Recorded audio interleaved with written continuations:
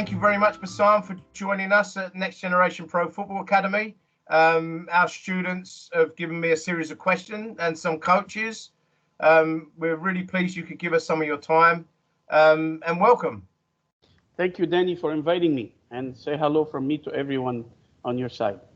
Yeah, we'll do. That's fantastic. Thank you. First of all, Bassam, can you tell us a little bit about the academy and your position at the academy and where it was all sort of born, the vision, philosophy, etc.?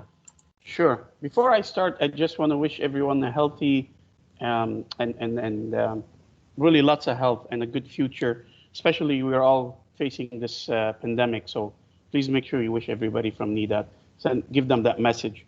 A and B football is actually a small equation that started in between myself coming back to Canada 35 years ago, then working, educating myself in the Canadian, going to university, then being always involved in football, and then volunteering in football, then working on the club football, then working on the provincial association, then working with the national program on a very light basis, and working with the university environment, and then going overseas to coach to gain some experience, and going overseas to as well to learn about properly the beautiful game. Really, I mean, UEFA Europe is where for me is where the game has been born and what's at, even though it's played all over the world. Saying that, so you take a little bit of all that. I came back to Canada in 2005, 2006, around that time, with the idea of starting something that mirrors what you call the Centre de Formation in France, or the Formation Center in France. We call ourselves an academy, but we're really an example or a sample of what a formation center looks like in a European model, specifically on the French side. So we don't believe that we're a true academy like how it is in the European on the highest level. But we do take the best example of that. And the idea behind it is, can we take a Canadian player with some natural talent, with love for the game, and can we educate them in an environment where the facilities are good standard, the equipment are good standard, the coaching are high standard, good educators, and the environment has certain etiquettes and behavior and organization that we need to follow.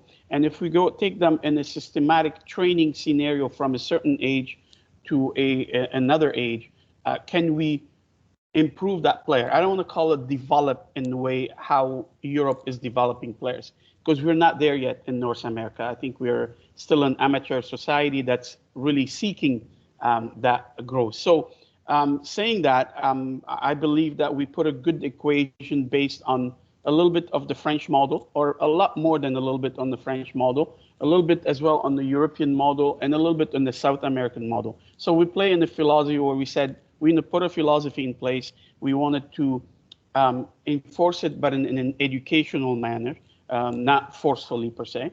So the philosophy is based on simple principles: ball on the ground, minimize the numbers of touches as we get older. Obviously, on the younger ages, we want them to touch the ball as many times as possible. But as we get older, we want them to start understanding the tactical and the physical aspect of the game come into play. Switch the point of attack all the time. Create that symphony of nice football to unbalance the opponent. Always look for the through balls. Always look for the diagonal ball, diagonal pass. The diagonal pass for us is a science, and there's a lot that needs a session by itself, and so on. And then when available, counter-attack and play the long ball, the direct ball that surprised that opponent. But it has to be done for the right, in the right moment and in the right space on the pitch and the right decision. So those are the philosophy of that. This is the philosophy that we have, sorry. And as well, we have a specific training, numbers of training. We train for the younger ages, they train 3 times a week on the year round. For the older ages, they train 4 times a week on the year round. Sometimes we prepare them for European competition, as we would like to travel quite a bit. We've been in many countries, including the UK. And so we add some training when needed. We do training camps. And as well, we invite coaches to come here from all over the world every year. We've been doing that for the last 12 years. And to learn about the culture. So they learn as well about our culture. We exchange information. We create a relationship with different clubs in Europe and outside of Europe. So this is a little bit about our philosophy. And so far, we believe we've been successful in what we're doing within the Canadian environment. We have some decent amount of graduate, if you want to call them. We're a 7 to 17, 18 academy, typically from 7 years old to 18 years old. Some majority of our players, they graduate, they go on a post-secondary education to university, male and female to that matter. And the rest of them, we have specific numbers of players, around a dozen, that are in different European countries in youth environment, playing their trade. And some of them are already playing on the professional level, whether it's in MLS or the CPL or the USL. Those are the American leagues. Or we have, young men in the UK.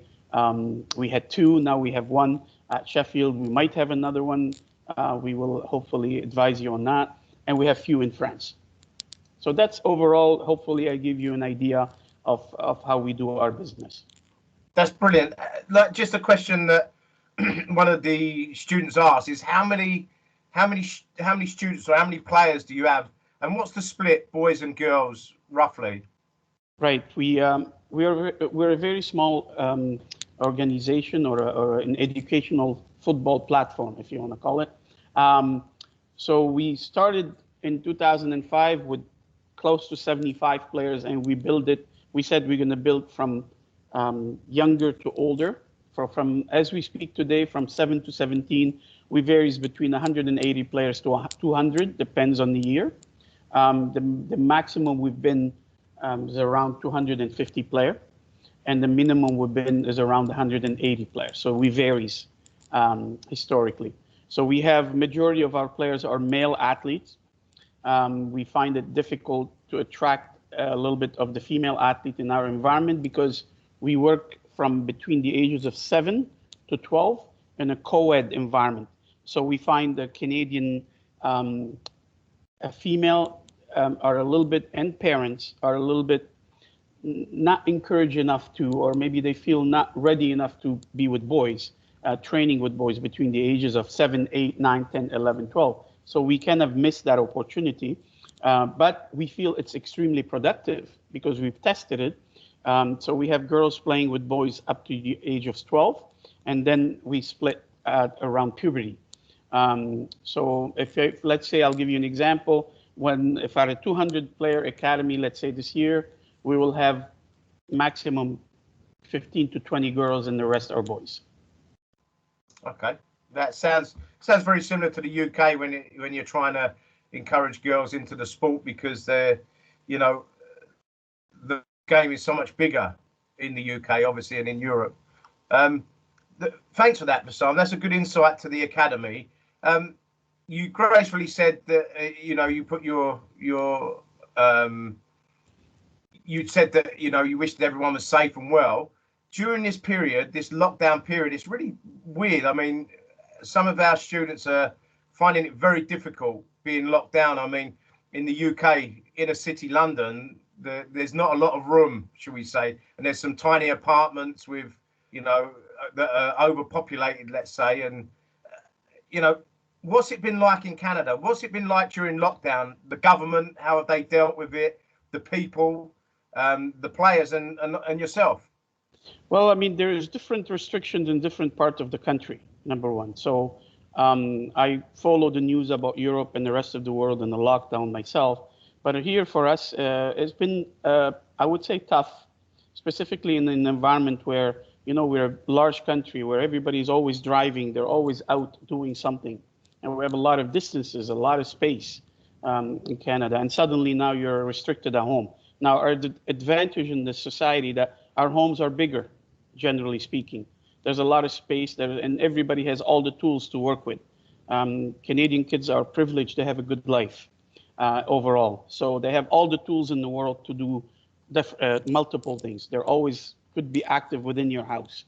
Saying that, being locked down in one environment all the time, and knowing that there's a virus that is lethal, not could be lethal, it's very lethal, that's hurting people. It's not an easy on the psyche, on the psychological side of so players are struggling with it. They're always doing the same thing. They feel that they're imprisoned in their own house, if you want to call it.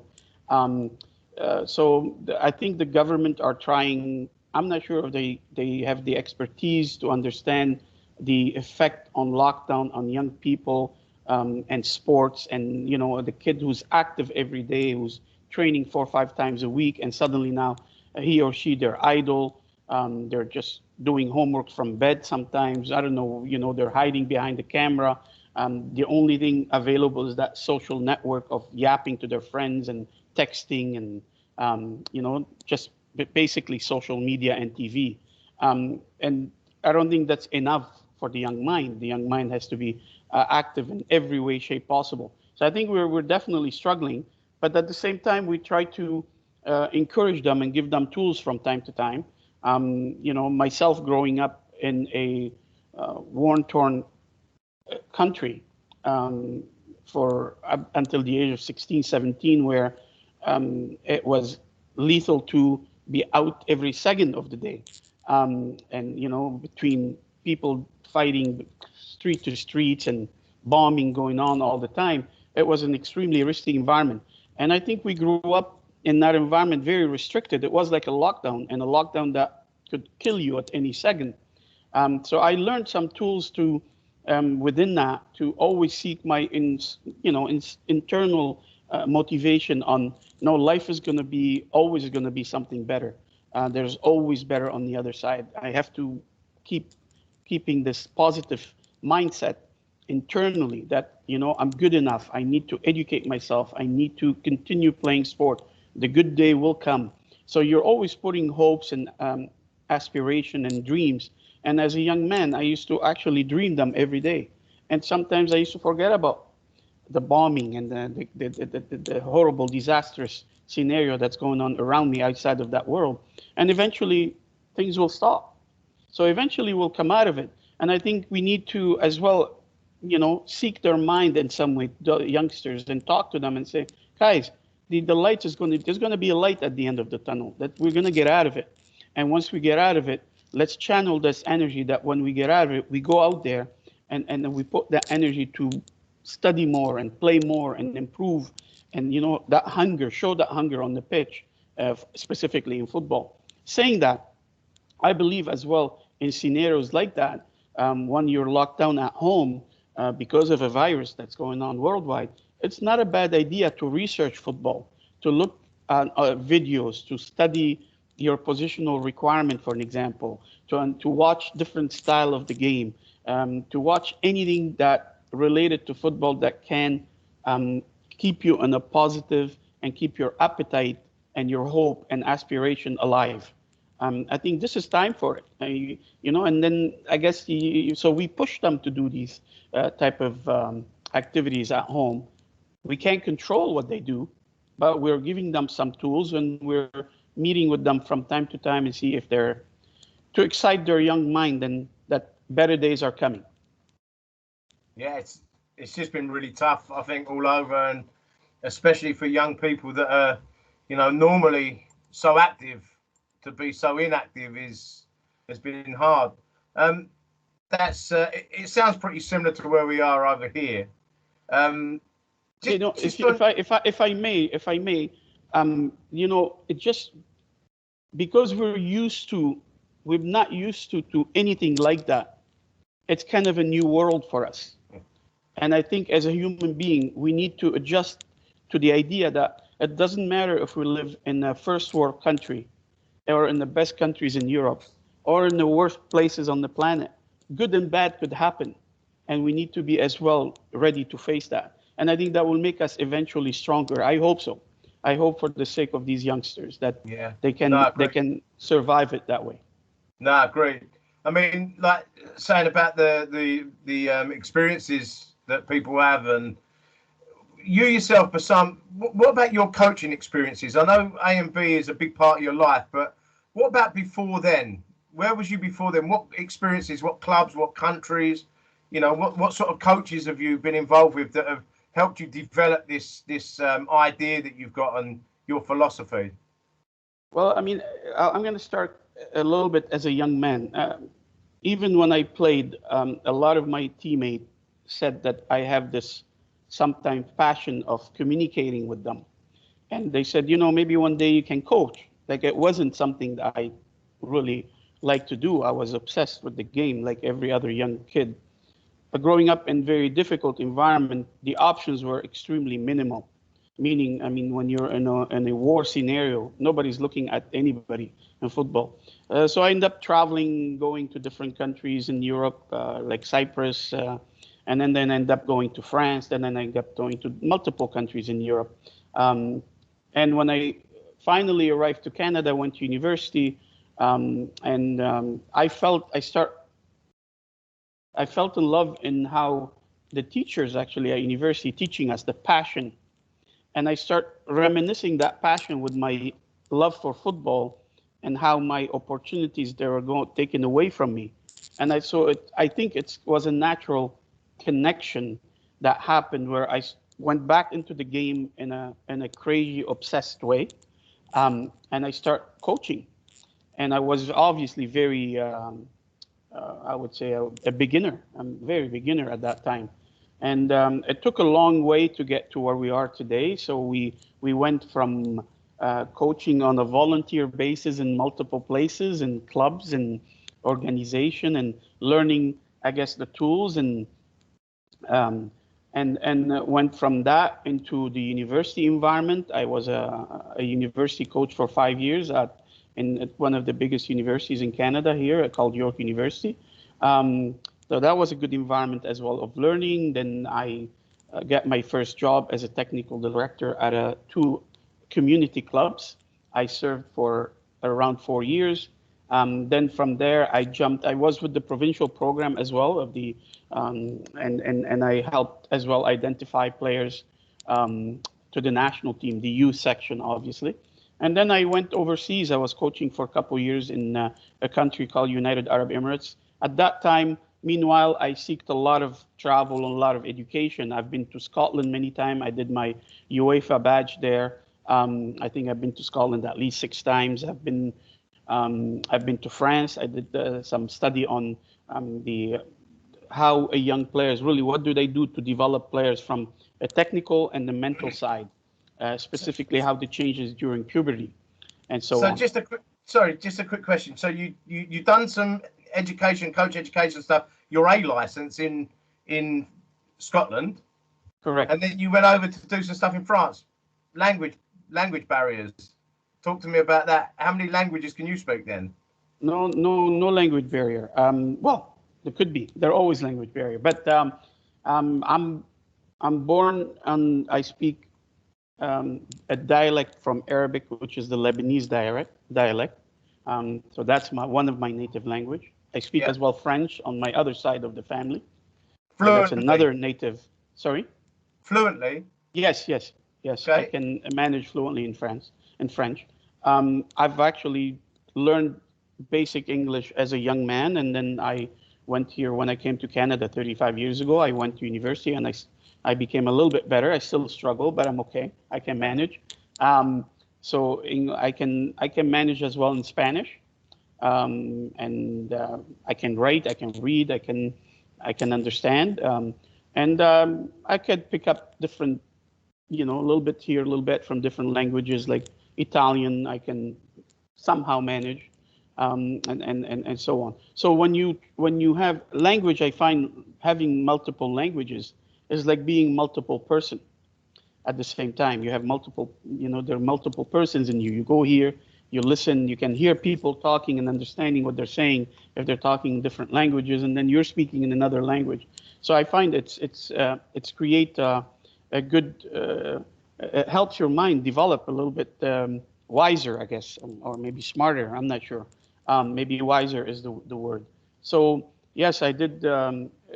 Being in Scotland was tough for me at the beginning, understanding the accent, for an example. But then it was okay. I'm fine. I can understand everything. and it was a great experience. It's such a good environment for coach education, I find. Same thing in France. And I did as well. I went to Brazil. I studied futsal. I was very, very interested in understanding the futsal and how it's played and the origin and the rest of it. And I went as well and did the street football, like with the street football as well. I saw the street football everywhere in Brazil. It was like a wonder. Hundreds of thousands of kids everywhere playing on the streets. Excuse me. As well, I did a badge in Brazil. I went there a couple of times and I finished my badge. I finished my UEFA badge in Scotland. I've gone there 6 times. I went and I did as well youth education in the US, and it was interesting. They have some good basic youth education in the United States. Yeah, it's been. I'm sorry, I've got a call coming through. Yeah, no problem. And also, I do have my A license in Canada. That took me several years. I'm having a bit of trouble here. Sorry about that. If they want to talk to me, I can take your call. I have no problem. So no, it's So that's a little bit about the ideologies and the influences you've had, and you know, more so than coaches, it seems cultural. There's a lot more cultural influences, like you said, the environment in Brazil, the environment in Scotland. It's a football culture, and that's different to Canada, I guess. I'm not sure if I can compare it. Yeah. I mean, you have to. I tell you my philosophy on that, or my views on that. When you go to Scotland or France or England or Portugal or Italy or Germany, you know, Spain, Holland. I've been in all these countries, and you feel like football is part of their DNA. It's everywhere. It's spoken everywhere. Is everywhere in terms of the advertisement. Is on TV. It's in the newspaper, and in everyday talk, in everyday's life. It's like, for me, I love it. It's like breathing air when I'm in Europe or in South America. Canada is in what you call the New World, where people actually come here for a better life. They don't come here to actually thinking that football is the first priority they have.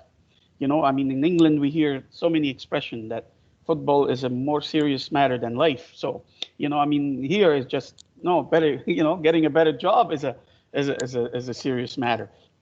So when you come to a new country in a new world like that, and there's a lot of immigrants coming here, they bring all kind of different ideas and heritage and cultures and habits.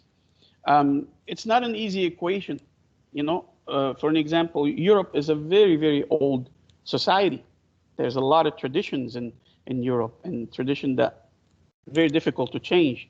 Here we change our culture and tradition every other day, you know. So we're adjusting to each other. We're trying to learn tolerance and trying to learn, you know, we're doing a good job in respecting each other. So I think it takes away from that true love and the DNA of football, because the country focus is not on, you know, that has to be like a country focus at the same time. The government has to be way too involved in the game as a cultural game. We don't have that. Maybe we have it a little bit, I believe, on the hockey side, but I don't believe we're even close to compare that, because a lot of people say, well, you guys have hockey in Canada, but it's not even, you can't compare it 100%. There is not, maybe 25% we have that in hockey. And we maybe now our football culture has grown 15-20%, maybe 15% better, as a lot of, there's the effect of immigration and people coming to the country, coming from football playing nations, and their kids only know that that's the sports. And so there's a heritage link to it. And I think it's growing, and eventually we will be a nation that it's maybe a football nation. I don't know. Maybe in the next 20, 30, 40, 50 years. That's really interesting. We're looking at, like, again, opportunities that are created in Canada. The kids have many opportunities, you say, but in football, because it's not as high, you know, culturally rich as in Europe and the history behind it. What chances and opportunities have you created for the players at A and B? and sort of what clubs that our students might know in Europe or in Britain, England. Sure. We certainly recognize, because we're as well internally in this academy, we're very multicultural. We have people from everywhere, diverse and multicultural. And but we all have a common thing called Canada, and which we love dearly. Saying that, we realize that the game in Canada is an amateur game in general, and the opportunity are limited. Even though today we have in North America in general, we have the MLS, we have the USL, United Soccer League, which is a second division. We have a CPL, a Canadian professional or a Premier League professional level that started just a year ago or so.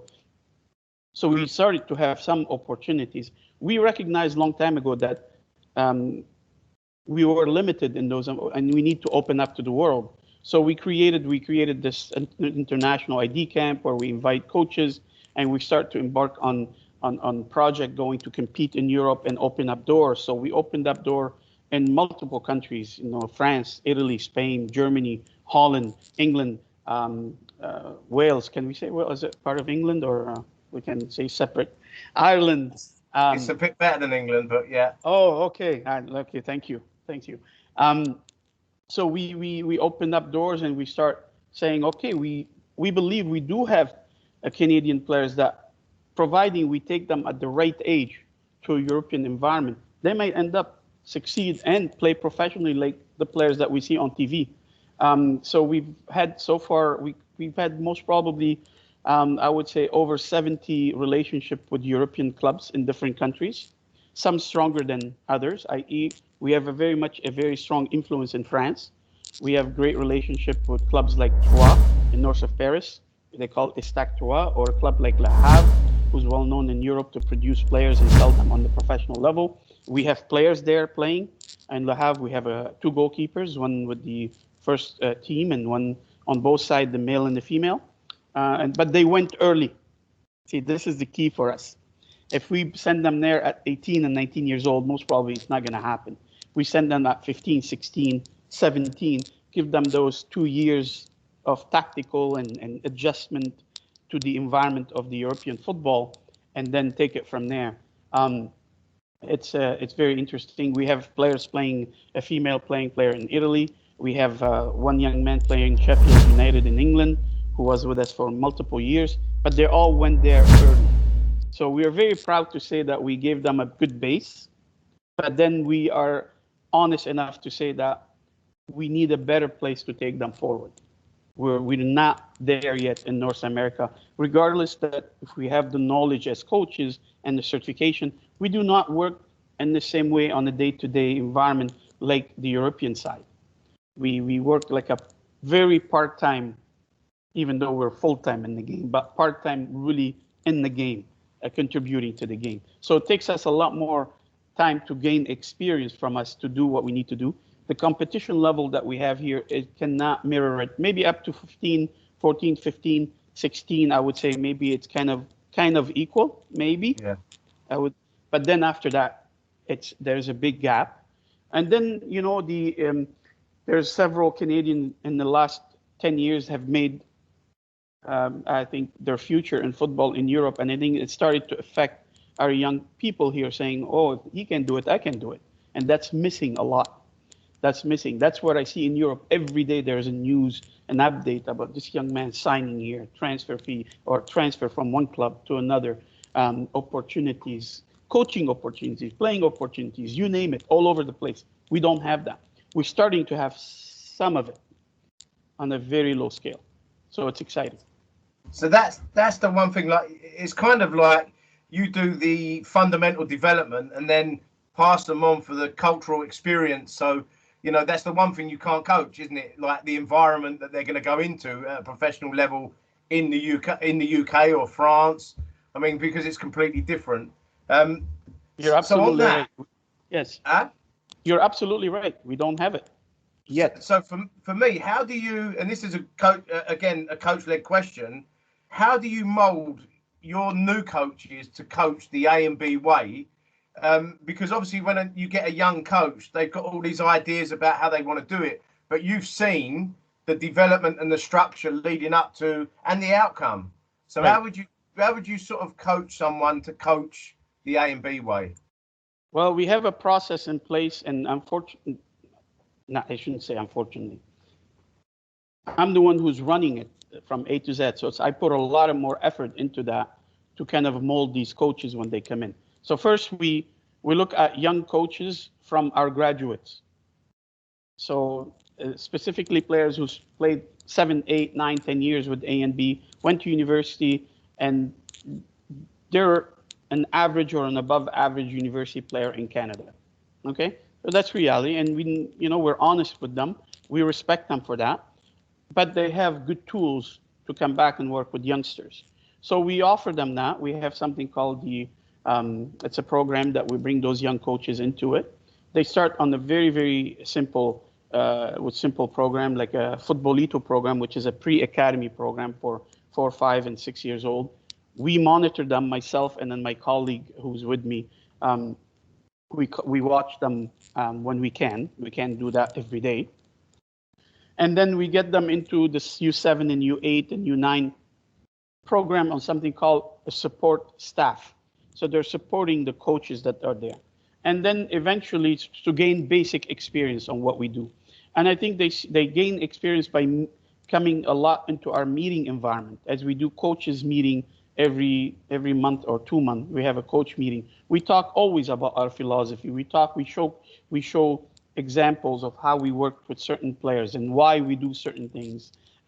So they start a little bit gaining that knowledge. And then as they get into a little bit more older ages, where I believe football start really properly at the 11, 12 years old, where these kids are like to just take on all these information and repetition and application and the rest of it. And then they go into puberty. So in that area, I start putting them with key coaches in the academy who are their pillars in our academy. Like someone who's been with us, we have a coach who's been with us for 15 years since we started.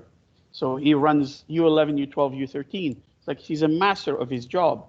And so he brings them in. He's molded by me. So we started together.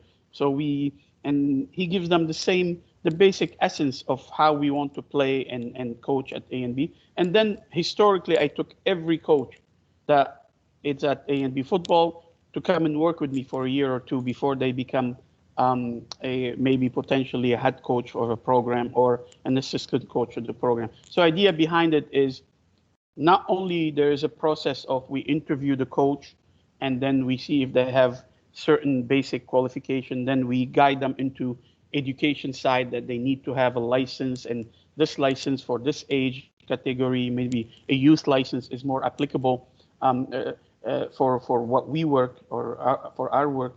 Then I bring them in and they're functionally, practically working with me for a year, and they see exactly what I do. Because I'm the one from day zero who put this philosophy, even though it's based on different module, like I explained to you before, that the French model, the South American model, the European model, we took a little bit of each and put it together.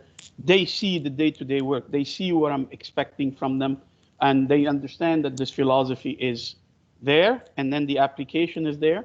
And I have to admit, we've been successful close to 80% with that.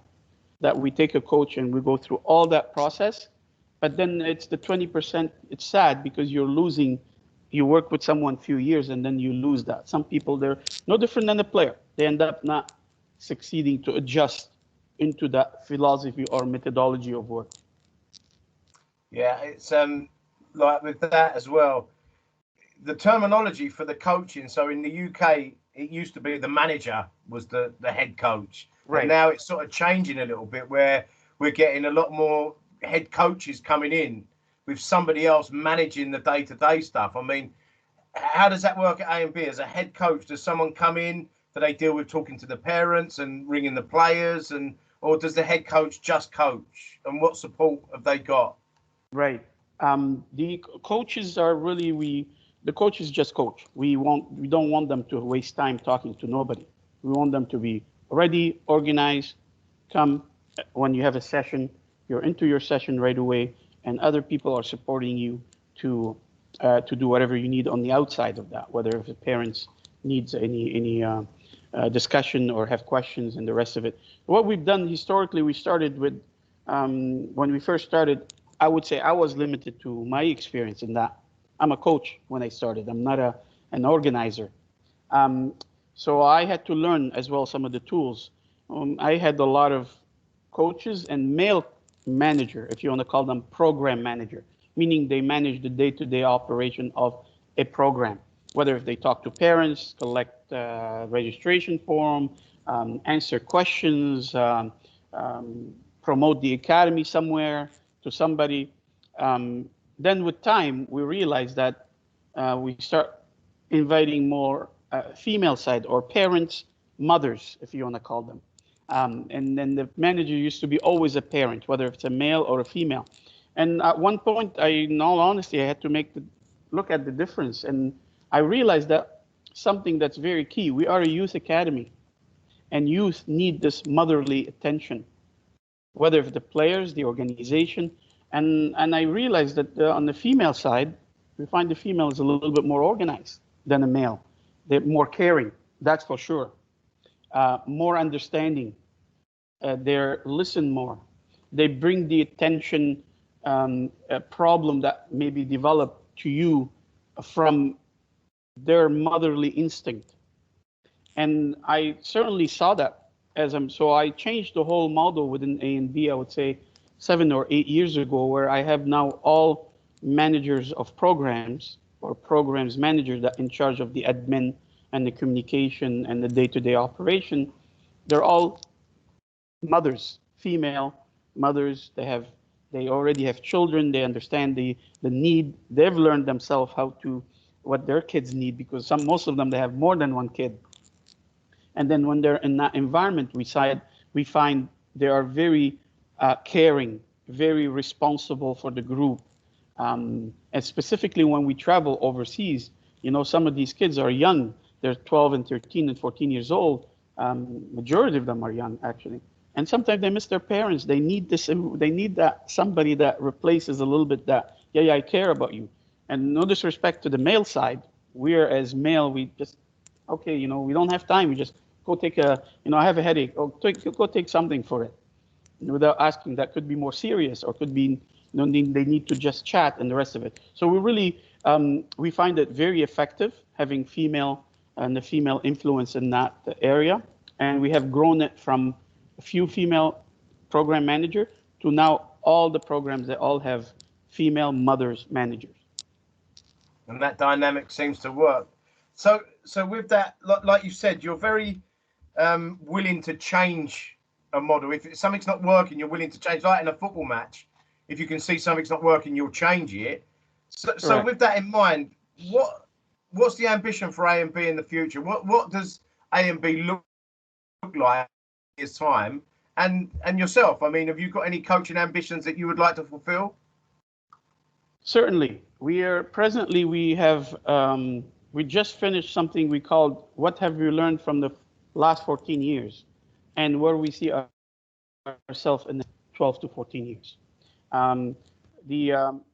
What we are aiming for first is to build our own environment. We realize in Canada, because we're not structured the way how European countries are structured. So when you need to be in a more advanced scenario, you need to have your own home per se. So we purchased the land.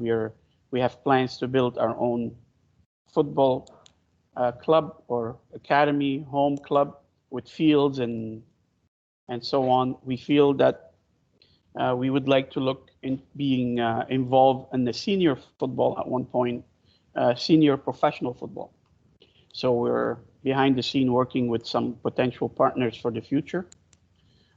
In that sense, I see myself, providing that this is the case, I see myself being here for the long term. So we want to we believe that as a youth academy, we are somehow leaders in the industry, in the Canadian industry. And we would like to become even a bigger leader in the whole bigger game, the senior game and the youth game, on the male and the female side. So I think that's a big objective that we have.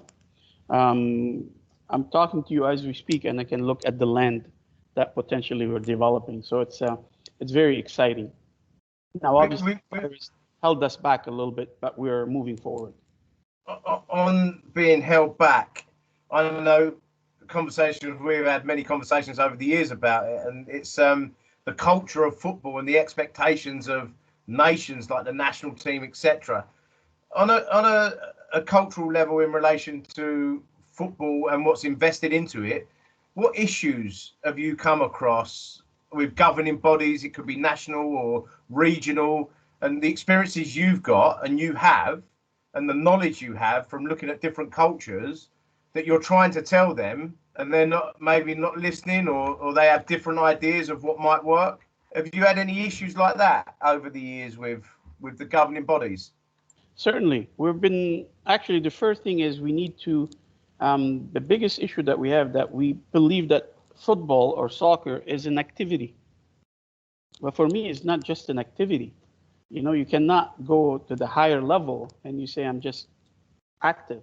So I think the amateur system in Canada has been alive and kicking for such a long time, which is crucially needed. That's the base.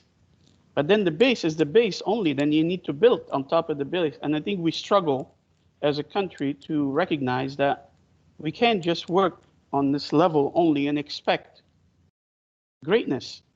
And that's one of the biggest problems we've been struggling with the provincial body, because we have provinces in Canada, and the federal bodies. And the game, like I said to you, is not looked at as part of the DNA of the Canadian culture. And that's a sad part, because today's Canadian culture we all come from football playing nation, practically 80% of the society.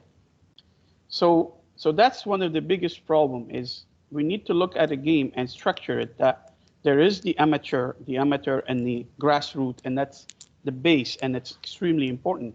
But then we need to build the upper levels. We need to understand what high performance means, and we need to understand what high performance costs, and we need to understand what high performance requirements are.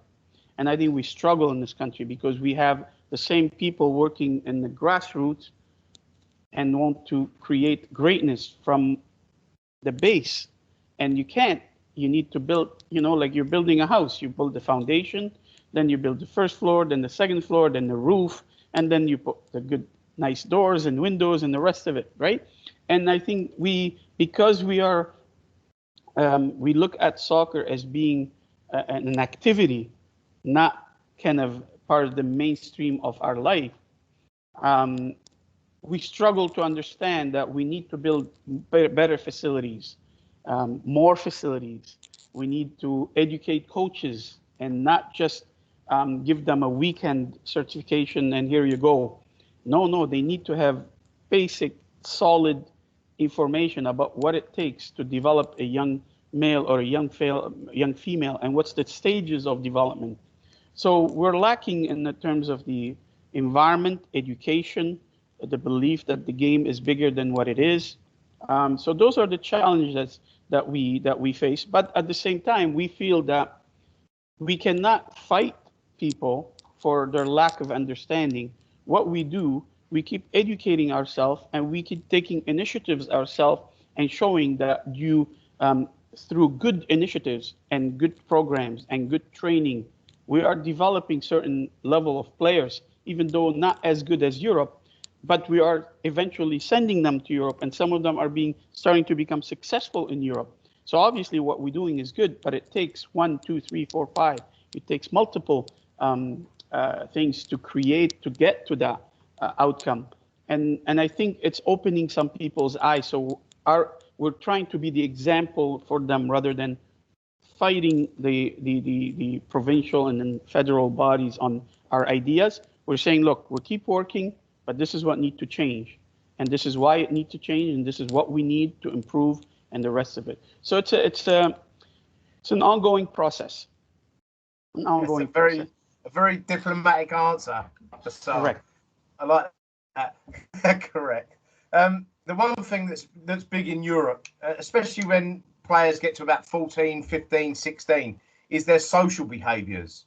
So in Europe, in England especially, and I think you'll find it the same with Benjamin in France and the French guys. Um, we have a set of norms, set of habits that every club will have, and every group will be different. But there's the dressing room behaviour, the banter, what we call banter, or the fun element of what we do. I've been to A and B now for a number of years, and it's a very structured, regimented process, which is such a good example of what the perfect academy would look like. But that side of it, socially, you've been in dressing rooms in Europe, you've seen how the men and women talk to each other, and is that different in Canada? The mindset of the Canadian players or the Canadian people, is that completely different, or is that the same? No, it's again, like I said before, it's you can't compare. It's really incomparable. Number one, knowing that that I've been all over the place yourself, and I've been in so many change rooms in different countries. In fact, we do not have change rooms in Canada. That's another problem. Our fields don't have change rooms. So number one, so you cannot have that culture if you don't have the change room. And we don't have the habit to coming 45 or an hour before practice, or stay after practice, to take a shower maybe, and then kind of talk about the game and Share argue experiences. exactly, and exchange information. We don't have any of that. We live, the fields are long at distances. So you're driving, you drop your kids somewhere, they practice, you arrive on time. Sometimes you arrive 5 minutes, they come in, here we go. Same thing. We have some guidelines to bring them in half an hour and 45 minutes before games, but we're meeting on the pitch. There's no specific place when we go in. Very rarely where there's places with change room, only in the stadiums or in couple of fields that they have that built. And even then, you find it weird to do it because we don't have the habit. And when we go in there, places sometimes we played finals and competition and stadium, if you want to call it, and they give you a change room, and then you bring the team to talk, and the kids are hardly talking to each other because they don't have that habit to do it. It's like for them, it's a new environment. So our cultural side in football is on social media, I find it.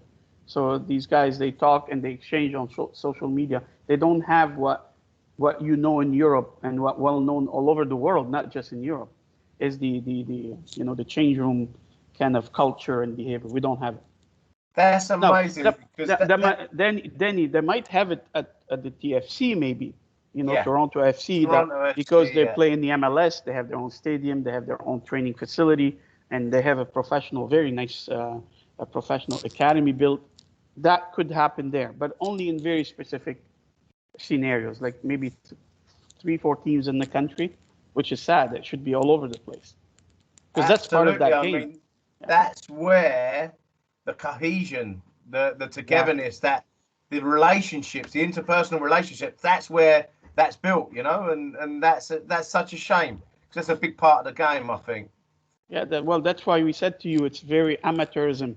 Amateurism in this country is still alive and kicking, which is very important. But then, what does it take to build that high performance? And I don't think change room will build high performance, but I think good facilities and proper facilities can lead to better development. Yeah, contribution to the whole thing. It's little bits, isn't it? Adding the little bits in that recreates it. That's fantastic. Thanks, Bassam. I really appreciate your time. We've been given some quick fire questions. That means that you don't have time to think about the answers. Sure. First one is biggest club you've coached at. It could be a national team or a club. Biggest club you've coached at. Size-wise? No, as in what they would know. Well, I won't say the biggest, but I had the experience to be with Guyana women's national team in the World Cup qualification in Mexico. So that's Yeah, been a great experience for me. that's fantastic. Women Who was national team. the women's national team? Yeah. Who was your biggest hero growing up?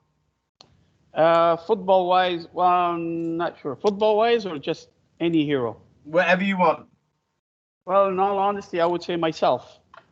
I took off from a country at the age of 17 because of war, and I survived many countries until I end up in Canada. And at my age today, if I look back, you know, I kept a good head on my shoulder to be able to be where I am today. Love that. Best player you've coached? Um, One, I've had many. But you got to pick one. Or Um, no comment. I would say maybe Adonijah Reed.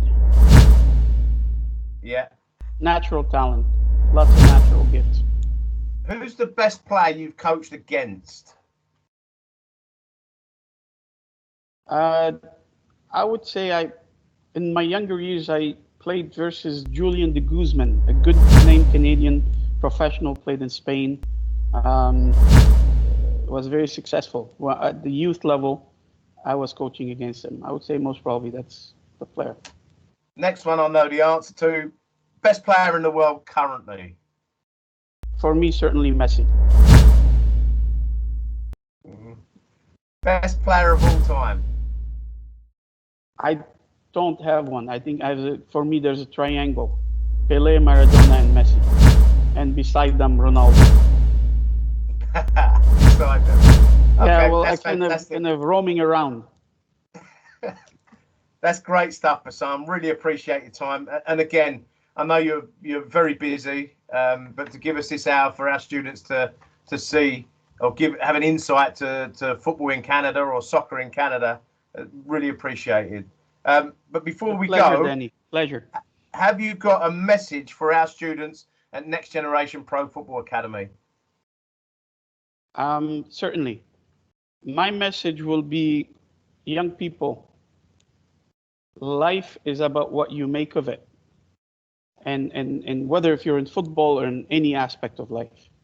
And I think today I find with the youth, I think they have a little bit of a confusion on what's failure and failing. So if you failed at something, it does not mean you're a failure. So my message to young people today, specifically your players, that they all can bring something to the equation. Don't allow failure in one aspect of your life to make your life a failure, because failing at something is okay. It's actually a process potentially to success. Failing. Feeling that you're a failure is actually a disaster sense of that you're not capable of doing anything. So my message to you, whatever you love, whatever you do, or to the player, sorry, not to you only, is please put your mindset into the difference between, if you're failing at something, it's okay, keep working at it. You potentially can succeed. And you might fail at it a few times before you get to that. And it's going to take a lot of effort. And no different than today, lockdown, think of it as just a small failing moment in life.